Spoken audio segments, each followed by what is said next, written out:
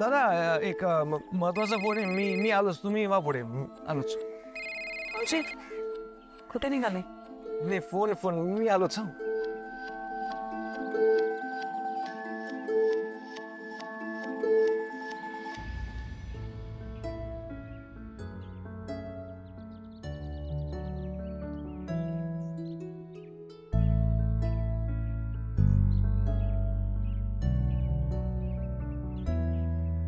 घरटे जीवाचे बांधूया पुन्हा जरा, डोळ्यातून मायेचा वाहू लागला जरा.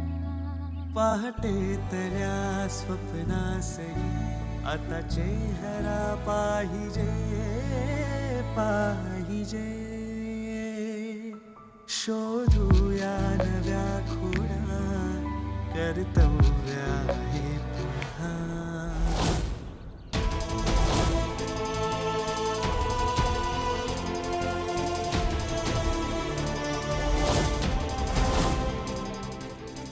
ते कुठे गेले? आहो आहो आहो आका.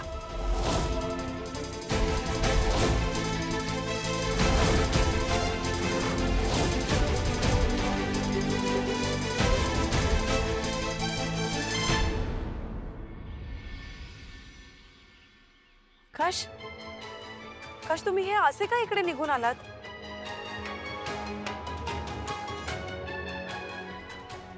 सॉरी, पण मला आत येता येणार नाही.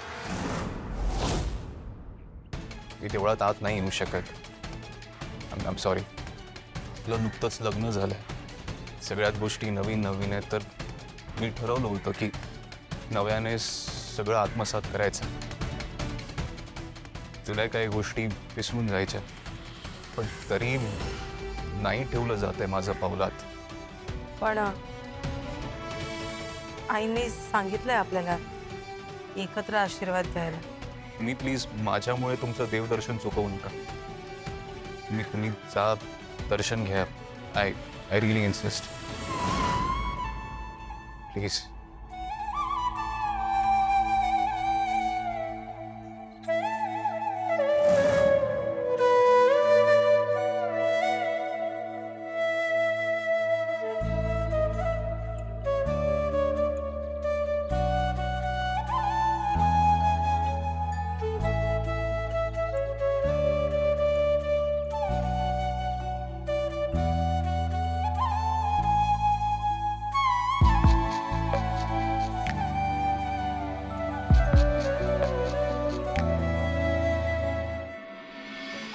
अजून कशा आल्या नाहीत त्या? म्हणजे विशाखा मॅडम आज पहिल्यांदा आपल्या नर्सरीत येतात, त्यांना ही नर्सरी आवडली पाहिजे. अहो पण आपल्या हातात आहे का ते? अगं असं काय करतेस? आल्या त्या.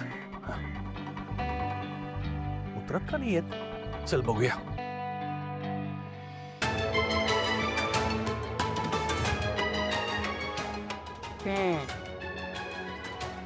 अच्छा, ही नर्सरी आहे तर. हो हो. बर.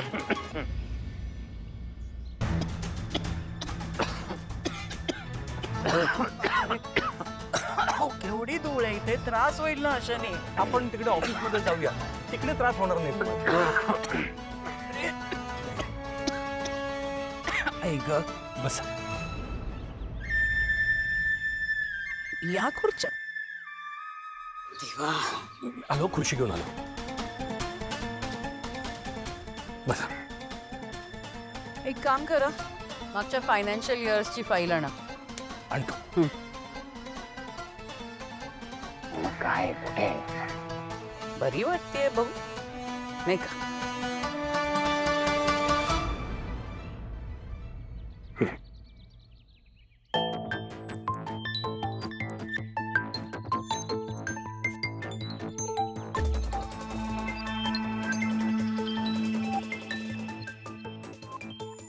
मला नाही वाटत या बिझनेस मध्ये काही प्रॉफिट होईल. तू बघ.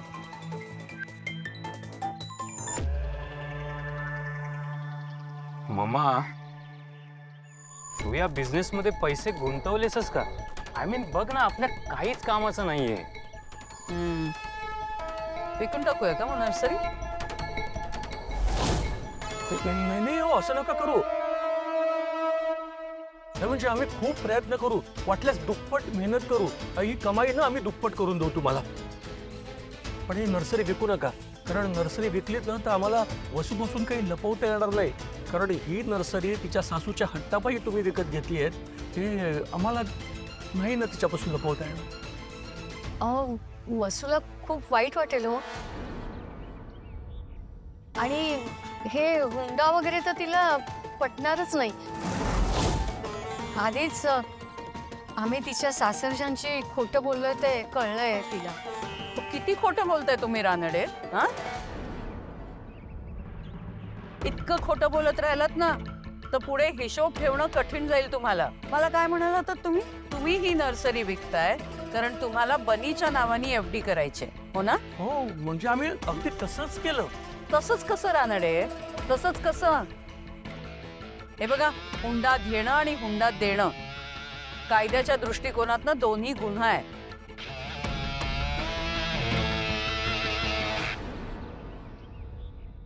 ठीक आहे, नाही विकणार मी नर्सरी, पण एका अटीवर. उद्या जर का मला गरज पडली तर तुम्ही माझ्या पाठीशी उभं राहायचं. तुम्ही म्हणजे तुम्ही दोघांनी आणि तुमच्या मुलींनी सुद्धा. कळलं? हो, तुम्ही म्हणाल तसंच करू आम्ही. गुड. उभे का तुम्ही दोघं? काल मी फोनवर काय सांगितलंय हे लक्षात नाहीये का? तुमच्या कामाच्या वेळा सकाळी 7 ते रात्री 9 आहेत.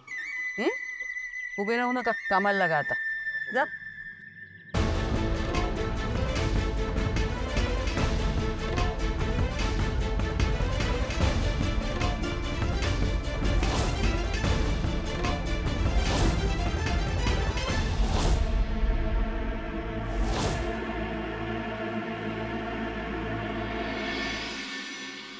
हो हो हो, 2-3 दिवस झाले लग्न होऊन. आय नो, पण काय करू, मला वेळ मिळतच नाहीये.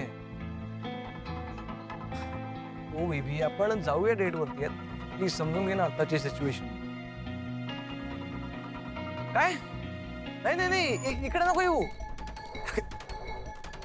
नाही नाही नाही नाही नाही, काय ना, इथे बोर होशील ना तू, म्हणून म्हणतोय मी.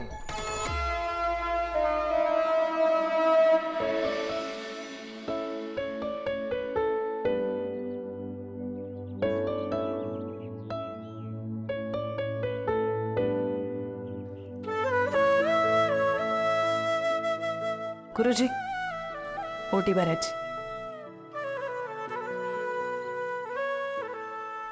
तुमचं आत्ताच लग्न झालेलं दिसतंय. लग्नानंतर प्रथमच देवदर्शनाला आला आहात ना? हो. मग नवरा कुठे आहे तुमचा?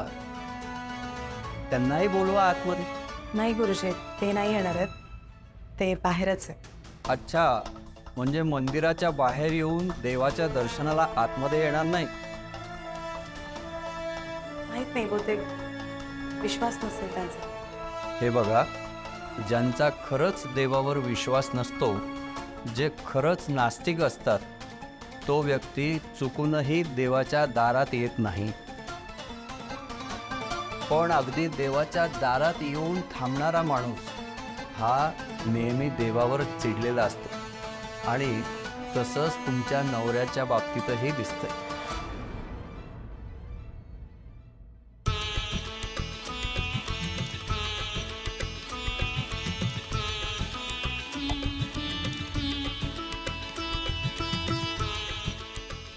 शिवायै सततं नमः. नमः प्रकृते वदरायै नियता प्रणता स्मताम्. सर्वमंगलमांगल्ये शिवे सर्वार्थसाधिके शरण्ये त्र्यंबके.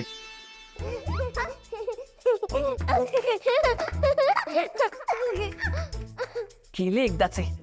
एवढी भूक लागली होती मला, मिठाई देऊन झाली तरी जाता जाईना. जीव कळवला इथे. चिनमनो, भिजवलेले बदाम खायची वेळ झाली आहे.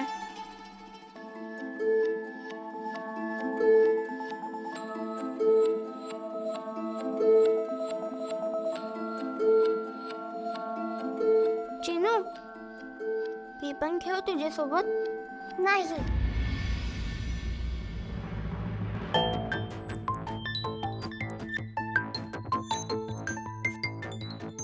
मी पण खेळू का तुझ्यासोबत? नाही. अगं या ना.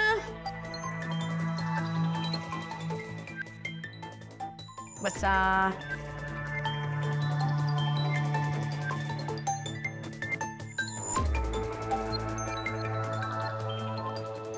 खाऊन टाक. हा वंच मला आवडतं.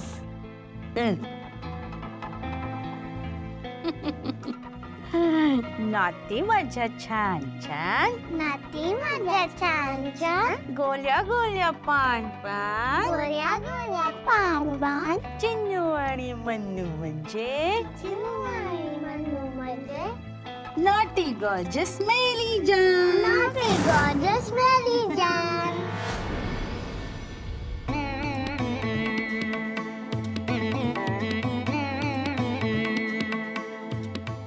हा प्रसाद घ्या.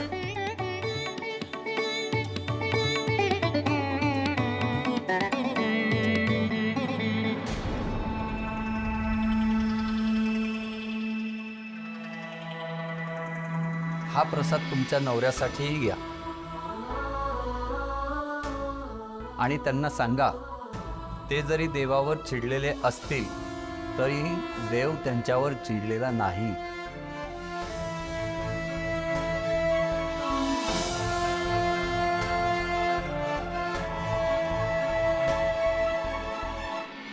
आई, माझ्या बनीवरती तुझा आशीर्वाद कायम राहू दे. म्हणजे सासूबाई चिडून म्हणाल्यात की त्याला मी कधीच आपलं मानणार नाही, पण माझा बनीवरती विश्वास आहे. तो सगळ्यांचं मन जिंकून घे. पण हे सगळं होत असताना बनीचं बालपण नको हरवू देऊस आणि मलाही त्याची काळजी घेण्याची आणि सगळं सांभाळून घेण्यासाठी शक्ती दे.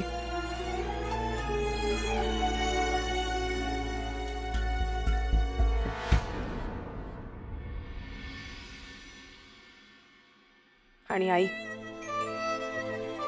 माझ्या आयुष्यात इतकं काही घडतंय पण तुझ्यावरचा विश्वास काही हरवला नाही माझा. पण आकाशरावांच्या बाबतीत असं काय घडलंय की तुझ्यावरचा त्यांचा विश्वास उडाला. जे काही असे त्यातून त्यांना बाहेर काढाई, त्यांच्या मनात तुझ्यावरचा विश्वास परत येऊ दे. या विश्वासाच्या जीवावरती मी इतके दिवस जगले. हा विश्वास किती महत्वाचा असतो हे माहिती आहे मला. त्यांना खूप सुखी ठेव.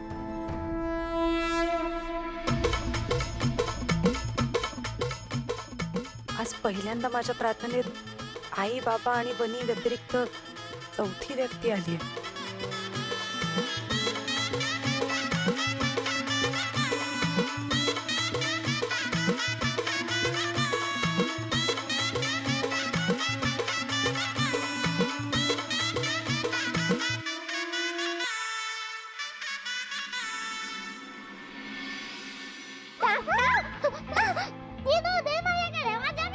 एकदम जवळ शिकेल. कॅच पकड पकड पकड.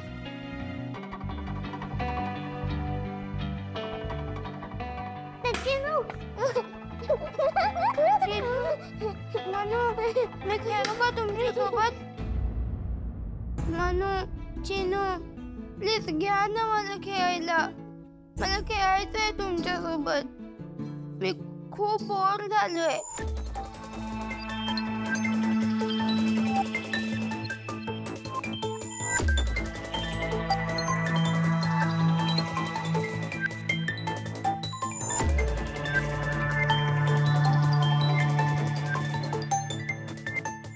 चालेल, तू खेळ आमच्या सोबत. आपण एक काम करूया, आपण आहे ना बॅट बॉल खेळूया. थांबा, मी बॅट आणली, मी बॅट आणतो. नाही, जे आम्ही खेळतो तेच तुला खेळायला लागणार आहे. तू काय करायचं माहितीये? आमच्याकडून बॉल सुटला ना की तू तो बॉल आणून द्यायचा. हा चालेल. चल गेलो खेळूया.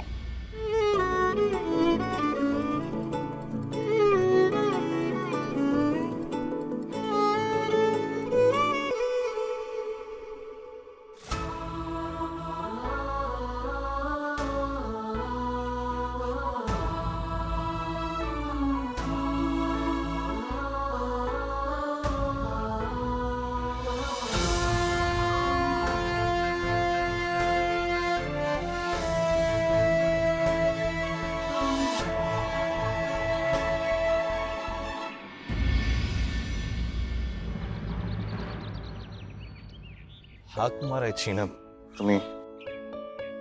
नाही, ते तुम्ही कुठल्या तरी विचारात हरवला होता, कुठल्या तरी आठवणीत. म्हणून म्हटलं डिस्टर्ब नको करायला. आठवण फार काही छान नव्हती. हाक मारली असती तरी चाललं असतं. दर्शन झालं तर निघूया. चल. ते मंदिराच्या बाहेर येऊनही आतमध्ये न जाणाऱ्या माणसाचा देवावर राग असतो, असं मी नाही, गुरुजी म्हणाले.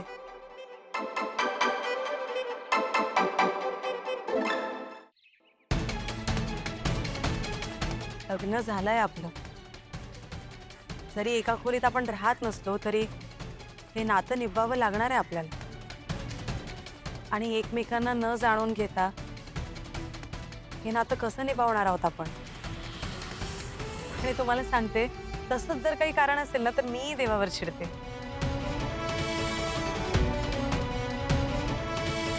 सांगा ना, असं काय घडलंय की तुमचा देवावर इतका राग आहे? माझी बायको म्हणजे माझी पहिली बायको इरावती.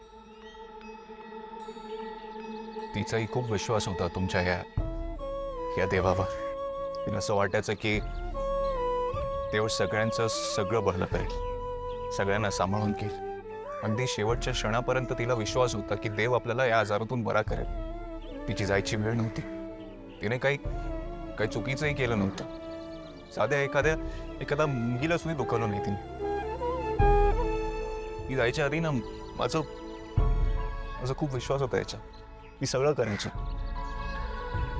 जेव्हा मला लक्षात आलं की इरा या आजारातून वाचणार नाहीये, मी जवळजवळ तिच्या जीवाची भीक मागितली देवासमोर. त्याने भीक नाही दिली.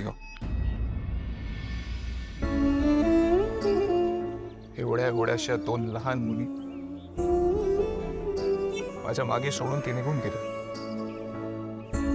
जर देवाला चांगल्या व्यक्तीवरती न्याय करता येत नसेल तर तो देव असो किंवा नसो याचा मला काय उपयोग. पण त्याच्यावरती श्रद्धा ठेव का, तर ज्या गोष्टी आपल्या हातात नाहीये त्या गोष्टींमध्ये तो आपली मदत करेल असं आपल्याला वाटतं. पण देव जर आपल्या भक्तांचं ऐकणारच नसेल तर अशा देवाला माझ्या आयुष्यात तरी स्थान नाही. तुम्हाला समजलं असेल ना की माझं असं का होतंय ते. तुमची श्रद्धा डळमळली असेलच जेव्हा तुमचा नवरा गेला असेल तेव्हा.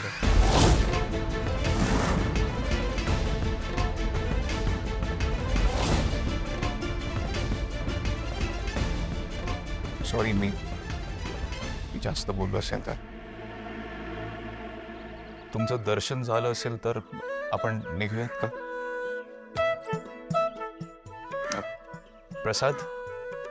मी देवळात येत नाही आणि प्रसाद. अहो, प्रसादासाठी मी इथवर येतो तरी. आणि हो, प्रसादाचा आणि देवाचा काही संबंध नाही. Prasad is man made.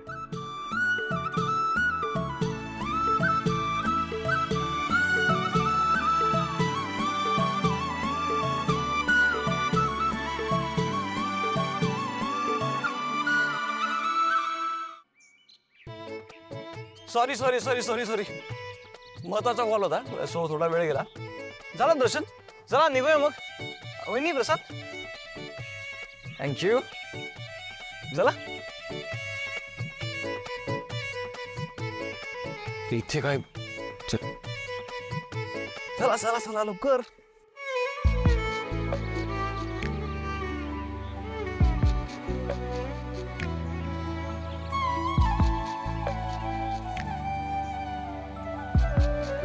आकाश, तुम्ही खूप हर्ट झालाय मला समजतंय.